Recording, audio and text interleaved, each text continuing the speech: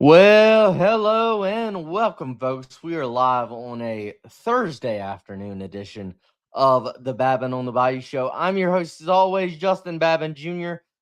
Thank you so much for tuning into the show. We are now in the month of April, Thursday, April 2nd, 2026.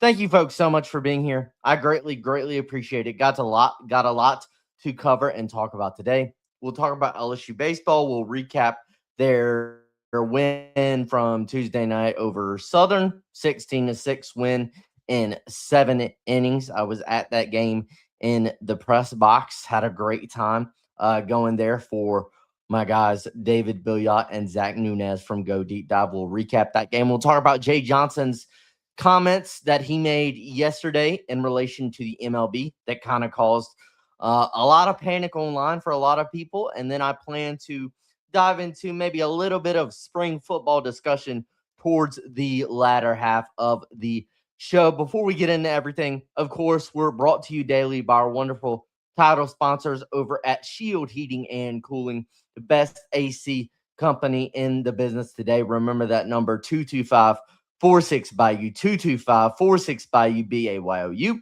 You call the team at Shield Heating and Cooling at that number today. You tell them you heard about them from this show, from the Babin on the Bayou show, and you will be receiving free AC system cleaning checks for every AC system in your home, courtesy of our wonderful friends over at Shield Heating and Cooling, who we love and greatly appreciate for being the daily title sponsors of the Babin on the Bayou show. I'll get into these. I think we got a comment.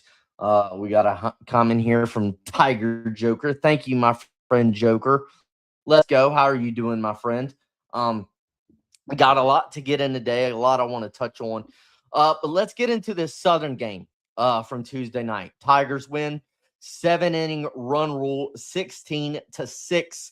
LSU defeats Southern. We'll get into this one. This game didn't end until around 11:30 at night. The game started. Well, it was supposed to start at 6:30. Then, because of weather, it was pushed back to 7. And then in the middle of the game, so I think at the bottom of the fourth inning, we went into an hour and 15-minute weather delay. So the game went on for a long time. I was sitting up in the press box, didn't end until 11:30, didn't get home till around 1. I would totally do it again if I had the choice. I had a blast. But yeah, it was kind of weird with the weather delay. We haven't had that as much this year. We had that a ton last year. Felt like every single weekend in the box we had some type of weather delay last year. It hasn't been nearly as much this year, but you did Tuesday. But let's get into what happened in this game. 16-6, 7 inning run rule victory for the Tigers Tuesday night over Southern. Now, LSU did start slow once again, and they started slow Sunday in the final game of the Kentucky series, went down 7-0 going into the bottom of the third against Kentucky on Sunday. And then for the second game in a row on Tuesday night, they started slow as well. So Jaden Newt got to start on the mound for the Tigers. Jaden Newt got to start on the mound. He originally pitched a clean first inning, but in the second inning, after a clean first inning, Newt gave up a walk, a double, and then a 2 RBI single that made it 2-0 Southern. And then Jaden Newt was replaced by left-hander Ethan Plog. Plog came in the game and also gave up another RBI single in the second as well. So after the second inning, Southern went up 3-0. It was Jaden Newt's first start since that Monday early season game. It was the fourth game of the season the Tigers played against Kent State. That was Jaden Newt's first start. Newt has it's been an up and down season for Newt. It's definitely been an up and down season for Newt. You would love for him to find more consistency. I will say that he's had a few good outings this year, but his last few outings haven't been great, if I'm being honest. You would love for another arm like him to step up in the bullpen, because I thought he was solid for most part of the season last year in 2025. Hasn't been as great this year from Newt. But Plog comes in the game. You go after the top of the second. You lead the top of the second. Southern is up 3-0. Then In the bottom of the second, Stephen Monster Milam, hit his first solo bomb of the night in the bottom of the second inning to give the Tigers to cut the Southern lead from 3-0 to 3-1. Then you get into the top of the third inning where the Tigers give up 3 more runs in the third. What happened there is Plog walked a batter. Then he gave up a single to start the inning. Then he was taken out of the game for Connor Bench. Ethan Plog's a guy who I think has had has had some good outings this season. Like, he's done some solid work at times this season, but his last 3 appearances haven't been great. In his last 3 relief appearances, which I think have been like 3 innings over his last 3 appearances, he's walked 5 batters. So the walks and the command has been a recent issue a little bit for Ethan Plog. I know that's a guy Jay says is important to this team, and Jay's going to keep throwing out there, and he should. And hopefully Plog can figure it out. He hasn't been as sharp, though, in his past few relief appearances. But Connor Bench comes in the game after that walk and that single that Plog gave up to start the third. Bench comes in the game, and I thought Connor Bench was really good. I was impressed with Connor Bench. He struck out 2 batters quickly, so we got 2 strikeouts. 2 strikeouts there, and then gave up an infield single that loaded the bases with 2 outs. So bases loaded for Southern, 2 outs in the third, up 3-1. And then a ball is hit right to Chris Stanfield in left field. Would have gotten the Tigers out of the inning without surrendering a run. Would have gotten Connor Bench out of the inning without surrendering a run. And Chris Stanfield kind of misplays it. I don't know what happened. I mean, Chris Stanfield is as good a left fielder as you can get, but he misplayed it. The ball tips off the top of Stanfield's glove, rolls all the way to the wall, and all 3 Southern runners come around to home plate to score, and it's 6-1 Southern. And that's a play, I think I put it out on X the other night. That's a play Chris Stanfield makes 99 times out of 100. Like, Chris Stanfield is a great defender, just a great all-around consistent veteran presence for this team. So that was a little bit shocking. To see from Chris Stanfield. So you go down 6-1. Benj does get another K to end the inning. So Benj technically had 3 Ks in the third inning. So again, he gave up those runs, but really that wasn't on Benj. I mean, Benj got out of the inning. He got out of the inning. Chris Stanfield makes that catch 99 times out of 100, and he didn't this time. So that was what happened there. Let me see. I'm just doing this real quick, trying to edit these settings real quick. Okay, I think we're good. All right, let's move on. So you go down 6-1. You go down 6-1 going into the bottom of the third. So this is the second game in a row. You were down 7-0 going into the bottom of the third Sunday against Kentucky. You were down 6-1 going into the bottom of the third against Southern on Tuesday night. And then what happened after that? Let's see here. Down 6-1 going into the bottom of the third. Again, I thought Connor Bench did good. Oh, yeah. Obviously, Derek Curiel, bases loaded. Derek Curiel hits a grand slam in the bottom of the third to get the Tigers right back into the game, cut the Southern lead to 6-5. That's Derek's second bomb in as many games, back-to-back bombs in back-to-back games with a homer for Derek Curiel. So really great play by Derek Curiel as of late with what he has been able to do. Homers in back-to-back games for Curiel. And then you go to the fourth. You're down 6-5 going to the bottom of the fourth. Stephen Milam comes up. This time, he hits his second solo bomb of the night. This time, on the other side of the plate. So he hit a homer from both sides of the plate as a switch hitter. 2 solo bombs hit by Stephen Milam on Tuesday night for LSU against Southern. So that ties the game. That makes it 6-6. Then, right after that Milam homer, you go into the hour and 15-minute rain delay. You come out of the rain delay. The game resumes at about 9:50 And then LSU just pours it on. They scored, they scored 6 more runs in the fourth inning coming out of the weather delay to make it 12-6 after the fourth inning. The fourth featured a Seth Dardar triple. K. Darren Beatty, who was back in the lineup, hit an RBI single in the fourth. We'll talk about Beatty in a little bit. Omar Cerna hit an RBI single. John Pearson, who continues to stand out, hit a 2-run bomb in the fourth inning as well. Pearson hits another bomb that is his. He also had a homer in back-to-back games. He had that big, humongous grand slam against Kentucky in Game 3 that LSU really needed in the third inning of that game. And then he comes back and he hits another homer Tuesday night, 2-run bomb in the fourth against Southern for Pearson. So it's 12-6. LSU starts to pull away. Tigers would score four more runs in the fifth. Zach York was walked with the bases loaded in the fifth to drive in a run. Then John Pearson drove in another 2 runs with a 2 RBI single. So again, Pearson drove in 4 on Tuesday night. So Pearson's a guy who just keeps standing out in this lineup. Really, this offensive surge that we've seen over the past couple games, it's been John Pearson and Seth Dardar. Derek Curiel has done some really good things. Stephen Milam is another guy who stands out with the 2 bombs that he hit in the game Tuesday night for LSU against Southern.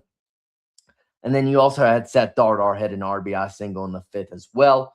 I do want to give credit to a few pitchers. So give credit to the combination of Danny Lockenmeyer, Reagan Ricken, DJ Primo, and Marcos Paz. Those 4 relievers combined to put up 4 straight zeros for the Tigers in innings 4 through 7, the final 4 innings of the game. Danny Lockenmeyer has been getting a lot more action lately. Lockenmeyer hadn't pitched a lot coming into the Kentucky series, but he appeared in 2 games for LSU against Kentucky, and then he pitched a clean 4th inning Tuesday night for LSU against Southern. So Danny Lockenmeyer has been pitching a lot more lately for the Tigers.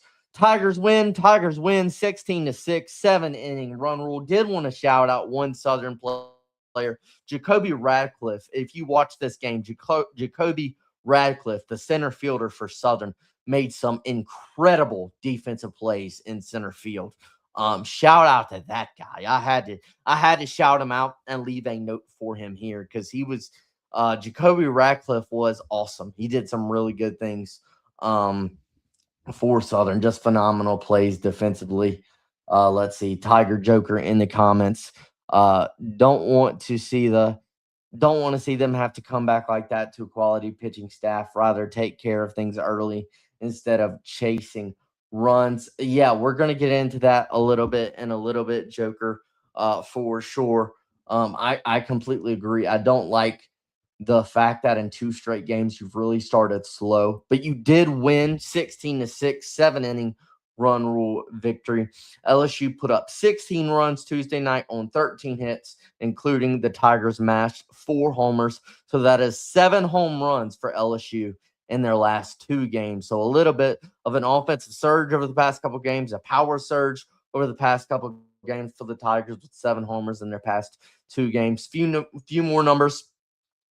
LSU has scored 52 total runs in their last 5 games, scoring at least 15 in 3 of those last 5 games. Now, 2 of those games are midweek games against in-state opponents. But still, you've seen some really good things offensively lately from this Tiger offense that has really stepped it up lately. This Tiger offense, what they've been able to do lately for LSU. Let's see. Really good numbers. Again, scoring 52 runs in your last 5 games. I think, it is a concern. Like you're starting slow in a lot of these past 2 games. You're starting slow. You go down 7-0 after the top of the third against Kentucky. You go down 6-1 after the top of the third against Southern. You can't really do that. Like you can't do that in the SEC, and especially on the road when you're heading to Knoxville, heading to Tennessee this weekend. So that's definitely something that is you got to do a little bit better job of. But the Tigers, again, their offense, 52 runs in the past 5 games. Offensive surge for the Tigers. Offense has been playing really well as of late, and you hope to keep that going. A few notes from Jay Johnson. He talked about Tuesday how this really 9-10 day stretch of home games has really helped the Tigers get into a rhythm.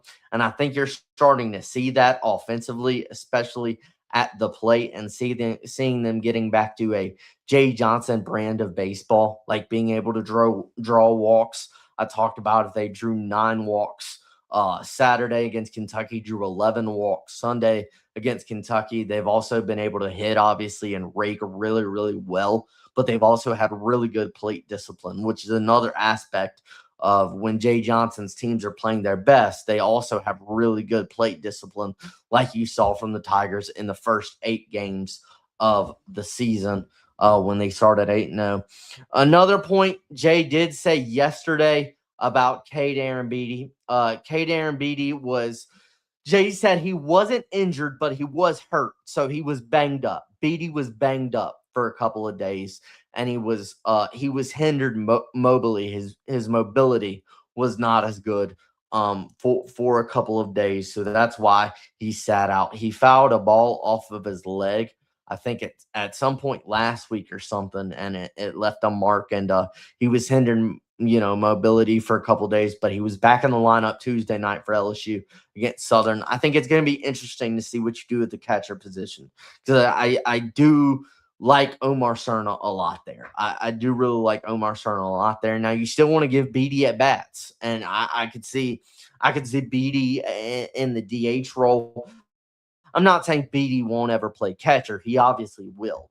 I could see a situation where maybe Cerna catches 2 games in an SEC weekend and Beatty catches 1. Like, I could see Beatty catching midweek games or something like that. Like, he's still going to have his opportunities, obviously, but I've really liked Omar Cerna lately. Like, he's been a guy that has stood out to me with what he has been able to do lately, and I definitely like him in that position. 2 guys we got to point out, just got some numbers on John Pearson and Seth Dardar, because I've talked about them and been really, really impressed with what they've been able to do. Really, Dardar locking down the second base position, Pearson locking down the third base position, positions that were in flux a lot for the start of the season, and now they're really not much anymore. Numbers on Dardar, of course, Dardar in the Kentucky series went 6 for 10, batted 600, 4 doubles. He had 4 doubles. He had that 3-run bomb Sunday that gave you the lead, the 11-10 lead in the 6th inning. Dardar was awesome against Kentucky. He won the Monday. He was awarded the SEC Co-Offensive Player of the Week. So Seth Dardar has been great at the plate lately. And even in the Saturday game when Dardar didn't record a hit, well, he drew 3 walks. So he still got on base 3 times in the game he didn't hit on Saturday. So Seth Dardar has been special lately. John Pearson has also been really good lately when you dive into his numbers. So Jay Johnson has talked about really giving Pearson a shot in the Sunday game, game 3 against Vanderbilt, because you needed a jolt of energy. You needed a guy to come in and put some good at-bats together. And so in Pearson's last 10 games since then, few numbers on him in those last 10 games, hitting .276 with 2 doubles, 3 bombs, 13 runs driven in. Pearson has walked 7 times. He's been hit by a pitch twice.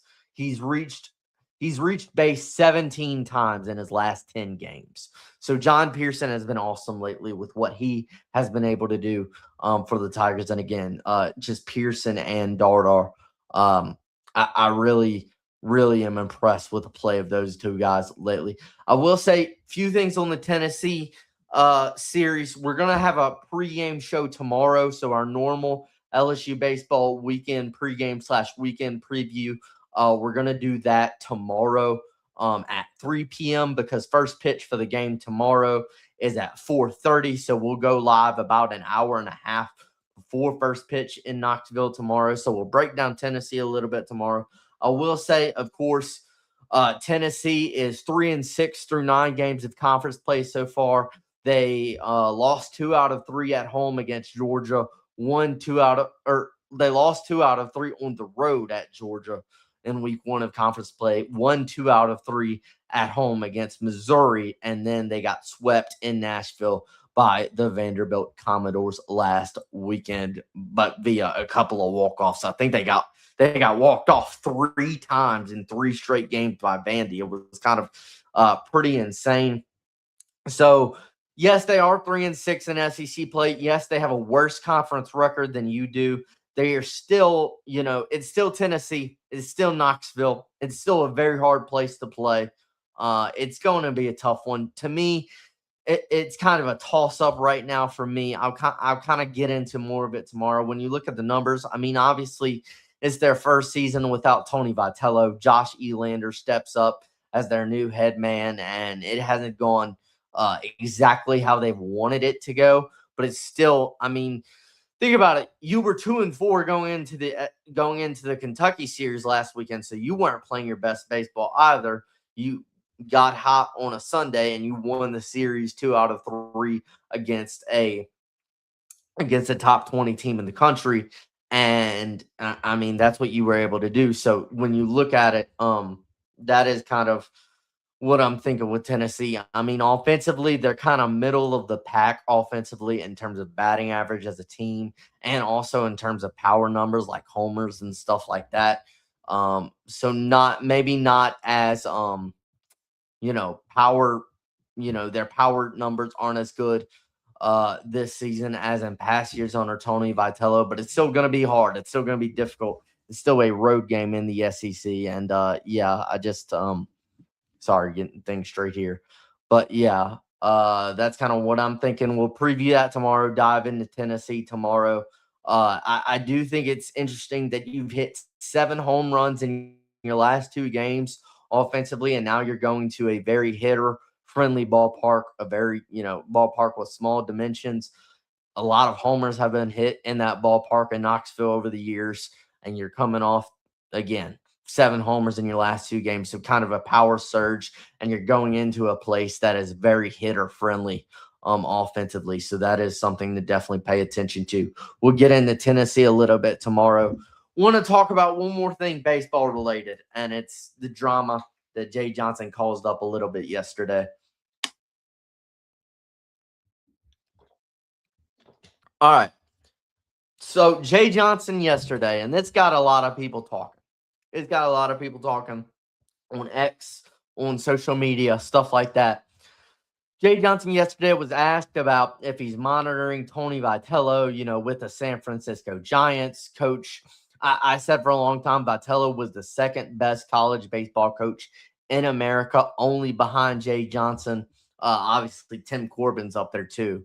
But Tony V did some really great things at Tennessee. Not a historically great baseball program, but Tony V, I mean, really just breathed new life into that program. Now he's in the MLB. And Jay was asked about monitoring it, and he was eventually asked, would you ever consider taking a job in the MLB? And he originally said, it was kind of weird to me. He said something like, I'm not interested in it right now, but that's right now, right? So he kind of left the door open, if I'm being a little bit honest. Like, he kind of left the door open and all of that. And, I know he loves LSU and he loves what he's doing here. And he's won 2 out of the last 3 national championships, obviously. But it's kind of, it caused a lot of panic for sure, because it still was kind of Jay just saying never say never.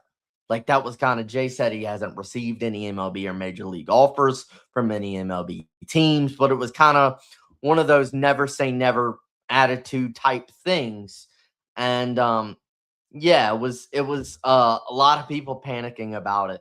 And I mean, Jay did go on to say, like, the college baseball game and the pro baseball game are totally different. Talked about how he feels like college baseball is more of a team sport and pro baseball is more of an individual sport outside of the postseason, outside of October, because Major League players are just looking to stay in the majors, not get bumped down to the minors, and keep making that money to provide food and put food on the table for their families. So it's kind of, he likes the team aspect a little bit more in college baseball. Also, you know, he likes the team aspect a little bit more in college baseball. And he likes being able to set his own lineup and being in charge of his own program. And he's not able to do that as much, or you're not able to do that as much in the majors. But it was definitely concerning. And I originally said this, when Tony V got the job, my concern was, I talked to some friends about this when Tony Vitello got the job. My only concern is Tony Vitello does really well in the majors with the San Francisco Giants. And then more major league programs looking for a new coach are like, maybe this is the new blueprint. Maybe this is what we do. Because if that happens, then who's the first coach you would go to, or who's the first coach you would go after in college baseball today? If you were an MLB program, well, that's the best college baseball coach in America today. That's Jay Johnson. That's always been a concern of mine. Do I think maybe we blow this a little bit out of proportion? Possible. That is definitely possible. Maybe Jay was just saying, hey, never say never. I know Jay's committed to LSU. I don't doubt that at all. The other aspect of this comes financially, and I don't know everything financially with rev share and with everything that's going on with LSU. I don't know the numbers per se, but a lot of people feel this way, and I feel this way.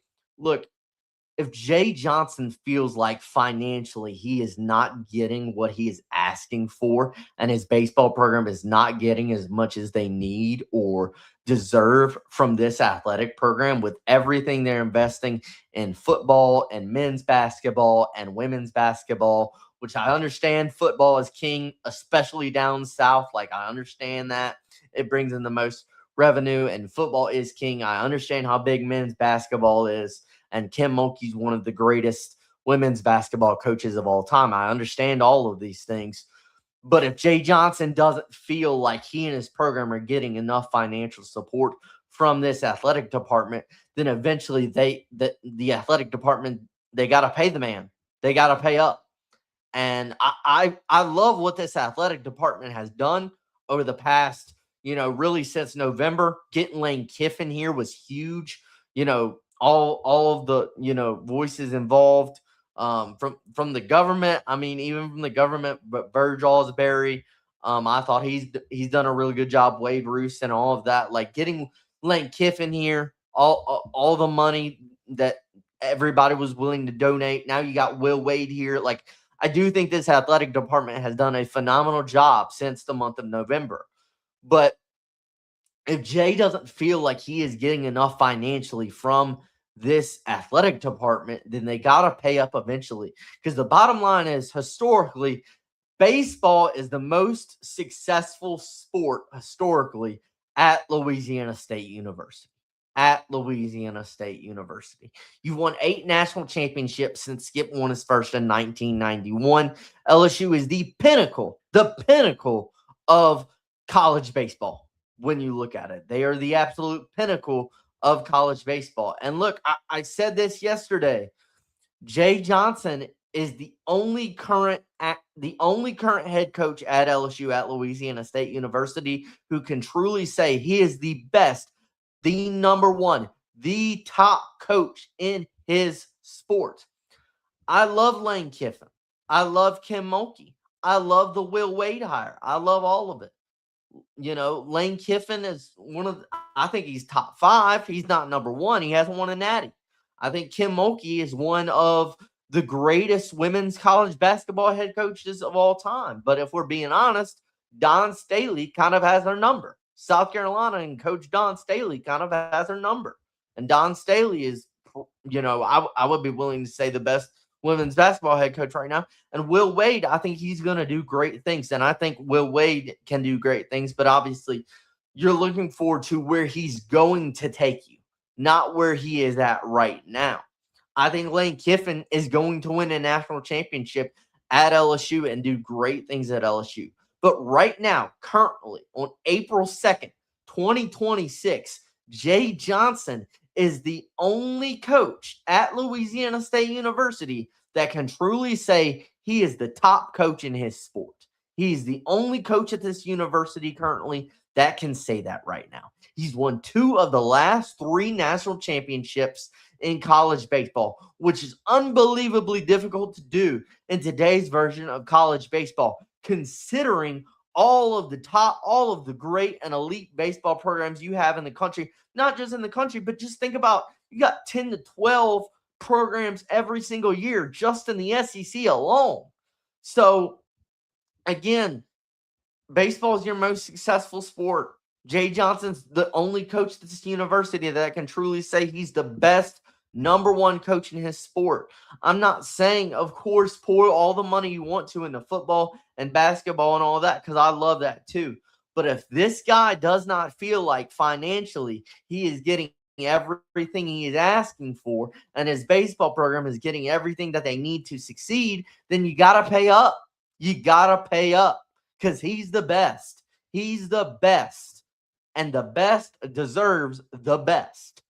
Let's get into some of these comments here. What up, Babin?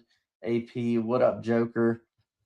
Yeah, thank you, AP. Thank you, my friend, for tuning in. I greatly, greatly appreciate it. But that's just kind of my take on Jay Johnson and his comments from yesterday. I love what you're doing with basketball, with football. I love it. I love it. I love it. But again, if Jay Johnson doesn't feel financially that he's getting everything he's asking for, then, I mean, he's the best coach in his sport, man. He's the best coach in his sport. Baseball is your most successful program. I understand football is king. You don't need, a ton of money or nearly as much money for baseball as you do for these other sports. But give him enough. Give him what he needs, right? So those are kind of my takes on some of the things. And I do believe Jay is committed to this university. I absolutely believe that. And maybe some of this is blown out of proportion, but I mean, it's just kind of how it is right now. And that's kind of my feelings on the conversation. I would love to get your feelings on it in the comments below. Let me know where y'all sit with it, what Jay said from yesterday. About to get into some football content here pretty soon. Touch on some football things.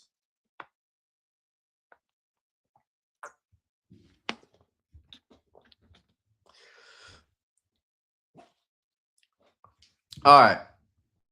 Let's get into some spring football content. Now, I preface this by saying your 5 spring practices are complete. I said this last week when I did this. I want to do this. I want to talk about spring football. I do not have a credential. I am not at any of these practices. I've gathered this information from videos I've watched online, I read a lot of articles. Shay Dixon on 3. There's a lot of people that do a lot of great stuff. Blake Ruffino, AYS Sports. I mean, AP. I was listening to your show yesterday, like all of that. Just want to kind of talk about a few things. And mainly, a lot of this is going to come from Lane Kiffin's press conference that he had on Tuesday after spring practice on Tuesday. Just a few notes that I wanted to run through from the football perspective. Sam Levitt still limited with that Liz Frank injury and all of that, but he's still participating. We kind of knew what the deal was. I do find it positive that he's doing more than you really expected him to start spring practice and moving around. I think he's ahead of schedule. Like, that's all the reports say, from Shay Dixon and everybody. All the reports say he's ahead of schedule and he looks pretty good. Obviously not participating in 11-on-11 and team drills, obviously, but it's positive that you are that Levitt is ahead of schedule. Hassan Longstreet and Landon Clark. Now, in all these reports that I'm seeing and reading and keeping up with, one of the things I find interesting is it seems like Landon Clark is getting more of the first team reps over Hassan Longstreet than Longstreet is over Clark. We talked about, obviously, you bring Levitt here as the guy for 2026 after 2 great seasons at ASU, leading them to a Big 12 title and a CFP playoff appearance in 2024. And then Longstreet potentially being the guy for 2027 and beyond. 5-star when he came out of high school, number three quarterback in the country, or top three quarterback in the country when he came out of high school. Like we talked about those things, but Landon Clark has produced a lot in 2025 at Elon University. He put up a lot of numbers, like 3,000 total offensive yards for Landon Clark, basically at Elon University, one of the most highly touted FCS transfer portal quarterback prospects. You saw what Charlie Weiss Jr. and Lane Kiffin have done in the past with guys did last year with guys like Trinidad Chambliss, which I'm not trying to compare Clark to Trinidad Chambliss, but you get what I'm saying. Like Lane, and he said this in his press conference, it's not about star ratings. It's not about what you've done. It's not about, how good you were, how highly rated you were coming out of high school. It's about who's playing the best. It's about performance, and it's about what you can give to the team. And, Landon Clark did a lot of good things last year at Elon, and from all reports, he's looking sharp, looking pretty crisp. And I think right now, I think that's interesting. He's gotten more of the first team reps through the first couple of spring practices, through the first 5 spring practices, than Hassan Longstreet has. And from the videos I've seen, I love the mobility and the dual threat quarterbacks you have in this room. Again, you have more depth in this quarterback room than you have had in your previous couple of seasons. And you definitely just have a much, much more mobility from the quarterback perspective. I mean, Garrett Nussmeier for 2 years, just kind of not using his legs at all and kind of a statue in the pocket, and seeing Landon Clark on some of these videos just take it and run, like when a play breaks down, or obviously when something is designed for him or something like that. And Levitt and Longstreet have some dual threat ability as well. So I do. Landon Clark, from all reports, has been sharp and been crisp and been pretty impressive lately. I will say on Tuesday, though, one thing that stood out in Lane Kiffin's press conference is that on Tuesday, he said he would like to see a little bit better execution from the quarterback perspective offensively. And so it sounds like, at least on Tuesday, you want the execution to be a little bit better. That's what Lane Kiffin said on Tuesday. Now, these guys, this is early. Like, all of this is early. You have 40 new transfer portal prospects. You have a brand new coaching staff, or an offensive coaching staff that knows each other. But these players outside of Devin Harper and Winnie Watkins, who were with Ole Miss last year, like, all of this is new. There's a lot here, a lot you got to get through, and you're still learning. And Lane talked about, when he's asked about setting goals, or when he's asked about, where are you at right now? You're just wanting to practice the fundamentals right now and set good habits as a coaching staff for these players to capitalize on. So you still have a lot of work to do here. You're only 5 practices into the spring. A long, long, long time away from September 5th. And we all understand that. I did find that interesting. Now, I do like the quarterback talent that you have in the room and the depth that you have in this room. And I think you are going to have a really good quarterback room come the fall. And I think you do. You are playing a defense that was a top 30 unit in the country last year. You're playing, AB, you mentioned this yesterday. You're playing TJ Pickett. You're playing the top defensive true freshman in the country in 2025 was DJ Pickett. Had the best true freshman performance defensively, best true freshman in America last year defensively. You're playing DJ Pickett. You're playing PJ Woodland. You're playing what I've called a very deep safety room with Ty Benefield and Tamarcus Cooley and Deshaun Spears and Fahim Delane. Like, you have to adjust. You're obviously, if you're coming over from, Elon University as Landon Clark is, you have to adjust. If you're coming over from USC, I mean, USC has really struggled defensively under Lincoln Riley. Like, we all know about that. Everybody knows USC has not been the best defensively under Lincoln Riley. Lincoln Riley's never really had great defenses. He's an offensive coach, and his defense is kind of hurt because of that. But, like, you guys all get what I'm saying. These guys are learning. These guys are going to get better. So it did stand out to me that Lane said he'd like to see a little bit more execution from the quarterback perspective. But these guys are going to figure it out. And I do really like the talent that you have in this quarterback room. Running back, look, one of the things Lane said in his press conference on Tuesday, that it is a job of this coaching staff to set the pace, to set the standard, to set the tempo, and to show these guys what's right, what's wrong, what to do, what not to do. There's not one coach on this coaching staff who I love seeing coach more than Kevin Smith. I love watching videos of Kevin Smith coach these running backs because he coaches them hard. He, preaches obviously toughness and physicality and all of that. And Kevin Smith has done great things with Lane at FAU, with Devin Singletary when he was at FAU, and then Ole Miss with guys like Kawan Lacey and Quinshon Judkins and all of that. So Kevin Smith has done great things with Lane in the past, but just the video of Kevin Smith just coaching these guys hard, man, and not only just telling them what to do, but absolutely showing them what to do.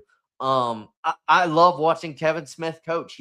That's been one of my favorite things to watch through the first 5 spring practices is Kevin Smith and the video that I've seen online from him. And you've got obviously Harlan Berry, Caden Durham. You've got a lot of guys behind them as well, interested in kind of, the change of pace with Dylan Jones. Dylan Jones is more of a power back than Berry and Durham is. So Dylan Jones is a guy that you're looking at potentially as well in that room. But the number one thing, one of the main things that stand out to me from what I've seen is just Kevin Smith, man.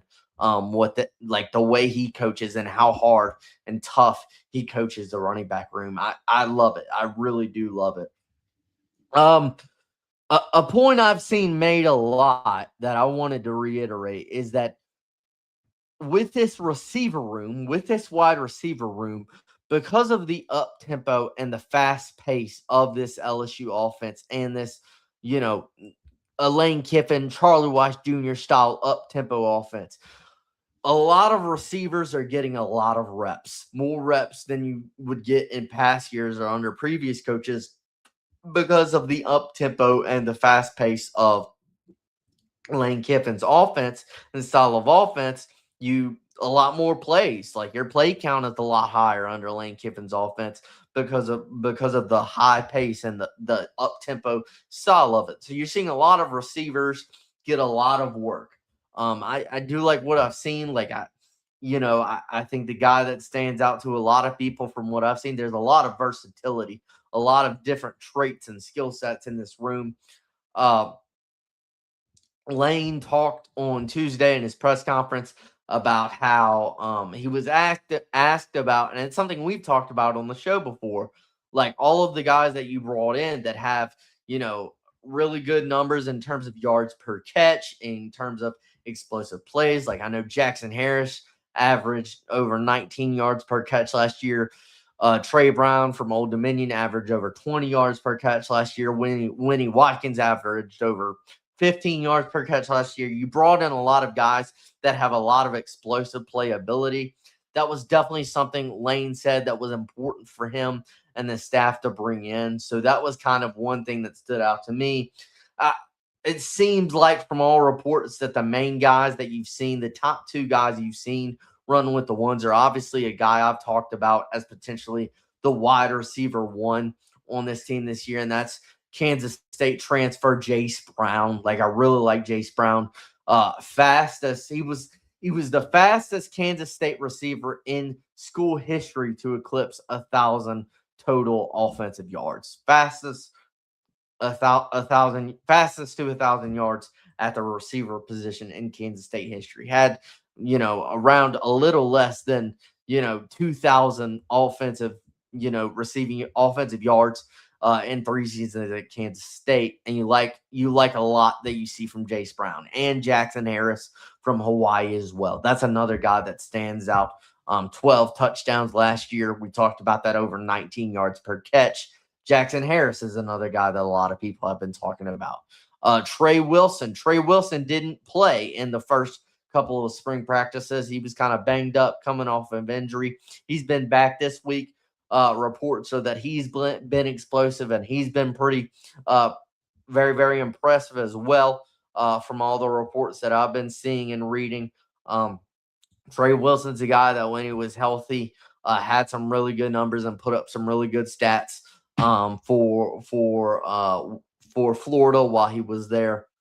Excuse me for a second. So getting Trey Wilson or Eugene Wilson, getting him, obviously he's another guy in this room as well. You also have Winnie Watkins, who has a lot of, he's a guy who I talked about having an advantage in this offense because he already knows it because he was at Ole Miss last year under Lane and Charlie Weiss Jr., Trey Brown, like guys like that. So you have good explosiveness and guys with explosive plays. You have good size with guys like, Jackson Harris at 6'2". Trey Brown's got some good size. Malik Elzy, Roman Mothershed, sounds like Mothershed has been getting some reps with the ones, through the first couple of spring practices. Roman Mothershed is 6'5". Like, you've got some good size. You've got explosiveness. You've got tons of skill sets in this room. It's a very versatile and very deep receiver room this year, and with what they've been able to do. And that's not including like Trades Green, who's at 6'7" and is one of the best tight ends in the country. And you're hearing reports of Trades Green, like I know Blake Ruffino talked about this the other day, Trades Green lining up in the slot. Like how terrifying is that? Trades Green lining up in the slot, like moving him in different, ways and stuff. I did read today that Trades Green actually had a non-contact jersey on today. I don't think it sounds like there's nothing to this, though, because he was still competing in individual drills, and he still competed and caught a couple catches in the 11-on-11 team drills. So I don't really think it's anything there. He was wearing a non-contact jersey today, but I don't think there's anything there with Trades because he sounded like he was still able to participate fully in what he was able to do. So again, just this receiver room is very deep, very talented, got a lot of versatility here and you got a lot of depth here, which is another thing that Lane talked about, like the depth you need to have. He talked about kind of how you struggle with the NIL and with rev share and with everything that's going on. And, you only have one transfer portal window now in January. You don't have the one that's usually in late spring. And with everything that's going on there, Lane has talked about how LSU and a lot of programs have a lot of top talent, but a lot of teams experience depth issues. He's talked about that in the 2 times he's met with the media over the past 2 weeks. He's talked about we got a lot of top end talent, but we could, like other universities in this era now, you don't have as much depth as you used to have before NIL, before rev share, before the transfer portal, because all the money that's being spent and circulated through college football now. But this receiver room, there you do have a lot of depth, and that really helps you because you don't just have, Lane talked about not just having 1 to 2 top guys. Like you have 5 or 6 guys in this room that sound like they've really impressed. You've got a lot of skill traits and a lot of versatility in this wide receiver room. From an offensive line front, it's been the same 5 pretty much for the start of spring practice. We talked about it last week with Seaton at left tackle, Devin Harper at left guard, Braylon Moore at center. Right guard's been Aluba, and then right tackle has been Weston Davis. I know Blake Ruffino, AP talked about this the other day. Like the matchup between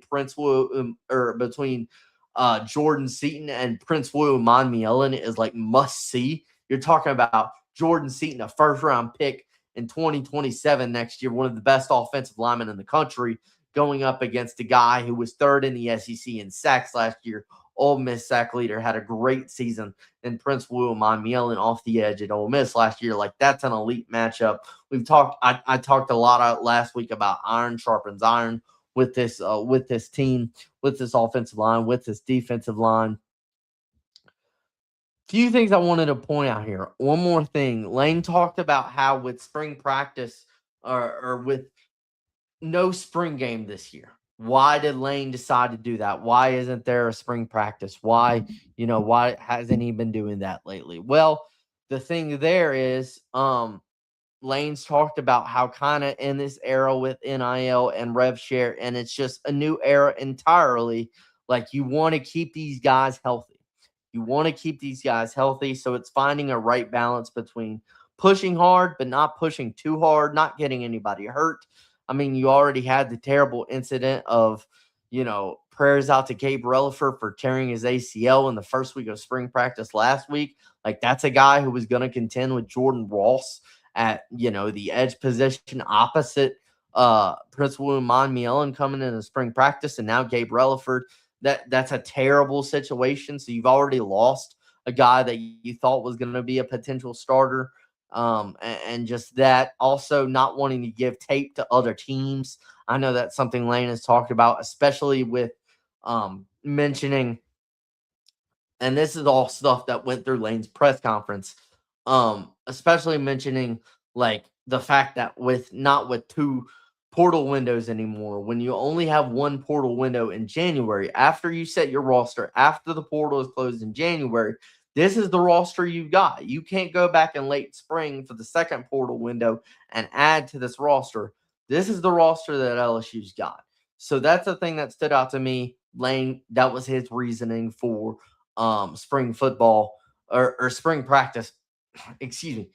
The spring game, not having the spring game. That was his reason for not having the spring game. One more thing I wanted to go through here. What's up, Alex? What's up, Randy? Thank you, Randy, for tuning in.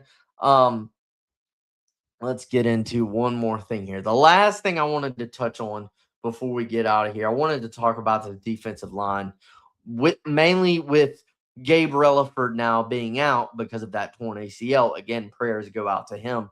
How does it look like in the edge room? How does it look like on the defensive line? And again, some of this stuff is from Shea Dixon and On3, who do a phenomenal job. On this defensive line, you lose Gabe Relaford, which is a blow. It's absolutely a blow. Losing Gabe Relaford. And Lane talked about how not only do you want to have depth in the wide receiver room because of not only, just the play count and the up-tempo style of offense that Lane runs, but you also want that, on the defensive line and in the edge room, some good amount of rotation because of the up-tempo offenses, some of them that you play in the SEC. So losing Gabe Relaford is a big deal. I do think you have a lot on this defensive line. I do think you have a lot here. You bring in a lot of guys from the portal, bring in a really, really great freshman class on the defensive line when you look at it. Let's talk about this edge room without Gabe Relaford. So Prince William Monmielen is obviously going to be the starter and the main guy in the edge room on the defensive end. 9 sacks at Ole Miss last year, was top 5 in the SEC in sacks last year. With those 9 sacks, Prince William Monmielen, he's really, really good. You thought, from all reports, it was going to be Gabe Relaford and Jordan Ross battling each other. That was going to be a big position battle heading into the spring with, who was going to be opposite Prince William Monmielen. You thought that was going to be a big deal. Well, now Gabe Relaford's out, which again sucks. And Jordan Ross is getting most of the reps from all reports, pretty much all of the reps with the ones opposite Prince William Monmielen on the edge. Jordan Ross, highly, highly touted when he came out of high school. 5-star prospect, got really great physical traits and physical talent. He played 2 seasons at Tennessee, played in over 20 games. He didn't start a single game at Tennessee, but he did play kind of rotationally in 20 games of the past 2 years at Tennessee. Only has like a sack and a half in during those 20 games, over those plus 20 games during his time at Tennessee, Jordan Ross. But Jordan Ross is a guy that you're thinking about Sterling Lucas in the defensive end room, and as the edge, coaching the edges and the defensive end, Sterling Lucas that's mainly been his job from all reports through the first part of spring practice. And then Kevin Peoples has kind of moved inside and coached the defensive tackles and worked with the defensive tackles. Sterling Lucas is a guy who, again, what he did at South Carolina, I mean, he coached Dylan Stewart. He coached Kyle Kennard. He coached Brian Thomas. Like all of the guys that Sterling Lucas coached as the edge rushers coach at South Carolina, he's got a sterling track record with what he was able to do at South Carolina. You're kind of hoping he can tap into the potential that is there with Jordan Ross, because it's there. Like, he has the physical traits and the physical ability, and by all reports, a lot of people are talking about his explosiveness that he's shown in spring practice.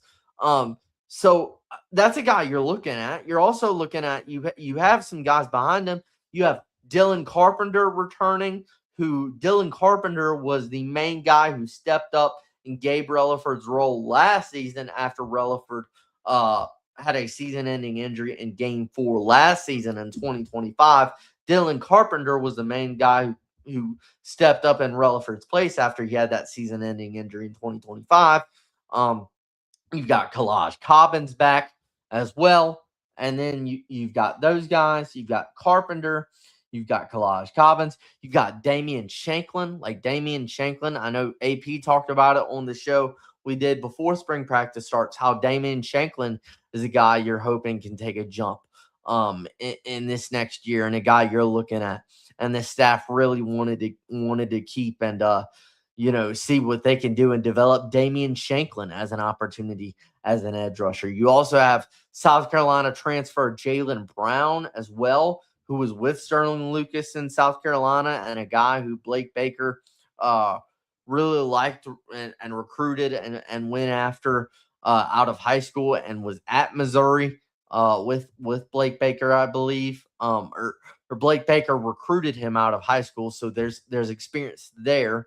And then obviously Jalen Brown was with Sterling Lucas at South Carolina, and now Jalen Brown's over there with LSU in the edge room. And then you have Trenton Henderson. One of the top 100 overall high school prospect that you signed in December. Trenton Henderson's a guy you're looking at as part of this defensive line room. Really, the four guys you brought in on the defensive line, we've talked about a lot. Just elite recruiting and signing class, high school signing class on the defensive line for LSU in December. Trenton Henderson is a part of that. So you've got a lot of pieces in this room. And you're going to see a lot of competition here, especially now that Gabe Relaford unfortunately tore his ACL. And that's not even counting Lamar Brown. Lamar Brown, the number one, athlete in this past recruiting class who you signed in December. Like, that was getting Lamar Brown, the number one overall athlete, who was just a beast in U-High. He's not here right now, but he's going to come and join the team and enroll in the summer. Once you get Lamar Brown here, like, who knows what he can do? Because you've already seen with the defensive tackle, like inside on the D-line position, there are reports of Richard Anderson, the freshman, getting a lot of first-team reps. Deuce Gerald's the freshman, getting a lot of first-team reps. So these young guys, these true freshmen, are playing Anderson and Deuce Gerald's with the ones. And Trenton Henderson is getting some time as well, or going to get some time as well. And a lot of people like him also. That's not even counting Lamar Brown, though, when he comes over in the summer. So I think when you look at this defensive line, there's a lot of pieces here. And obviously, the defensive line was probably the weakest part of your defense in 2025, because you had a good defense in 2025, a top 30 unit in America, but you really run defensively, you were good, but in terms of pass rush, you had struggled getting to the passer. You have struggled with your pass rush, just rushing 4. If you were successful with a pass rush last year, you had to send more than 4. Well, you're hoping this year, with all of the infusion of youth that you brought in with Trent Henderson, Deuce Gerald's, Richard Anderson, Lamar Brown, who's coming over, in the summer, like with that elite defensive line recruiting class that you brought in, that infusion of youth, and then you bring in guys at the defensive tackle position like Island Green from Clemson, Malik Blockton from Auburn. You also have, I talked about Jaylen Brown. I talked about Prince William Yellen. I talked about Jordan Ross. So you're hoping to see an improved defensive line room in 2026 and a room that Blake Baker can use. Because imagine you get pressure, you're able to get consistent pressure with 4 in 2026.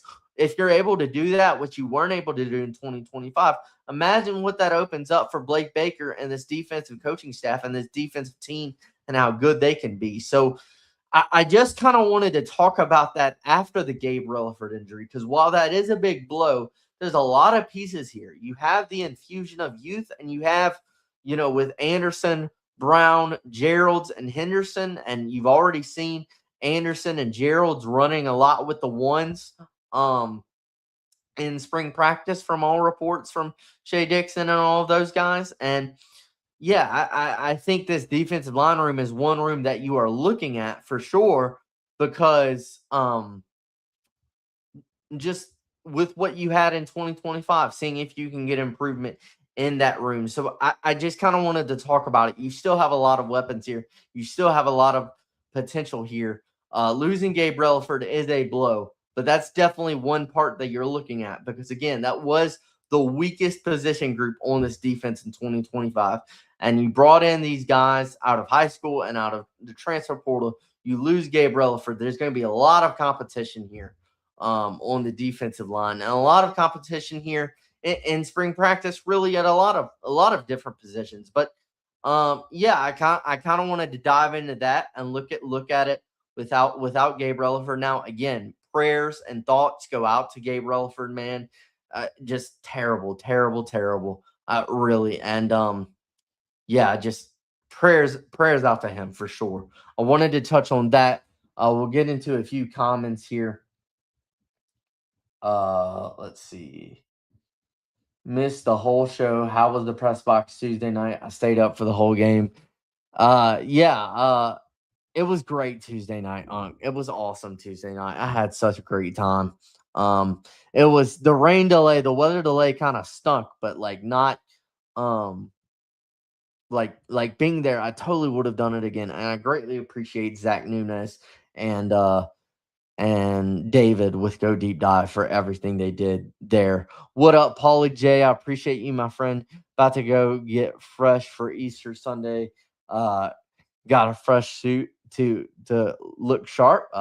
Let's go, AP. Let's go, AP. Let's see. All right, my friends. All right. I thank you guys so much for tuning into the show. I thank you guys. Go tune in to Paul's show at 6 o'clock. Walk It Off Talk on YouTube and X. You're not going to want to miss that one in a little less than 30 minutes. I will definitely be tuning in that one. Thank you, folks. God bless. Have a great, Easter weekend. I'll be there tomorrow. I'll be live tomorrow at 3 p.m. for LSU Tennessee post game. But yeah, tomorrow's Good Friday, and I'll have a post about that in the morning. Just, thankful for faith is a big part of my life. Faith is a very big part of my life, and it's a part of my life that I try to talk about. And tomorrow on Good Friday, I'll say this: just remember the sacrifice that has been made for you to live your life and live it abundantly. And remember that, as Paul always says, that God loves you, Jesus loves you. And yeah, just remember on tomorrow, just think about Good Friday, the sacrifices that have been made for you, and love God and love people. And yeah, man, just tomorrow, this weekend, like Easter weekend, have a great time with your family. We'll be back tomorrow at 3, but just have a great time with your family over Easter weekend, man. And just, God loves you. He wants to have a relationship with you, and he sacrificed himself on the cross 2,000 years ago for that. And yeah, it's just that's a big part of my life and something I wanted to say. And just know how much that God loves you and that he wants a relationship with you.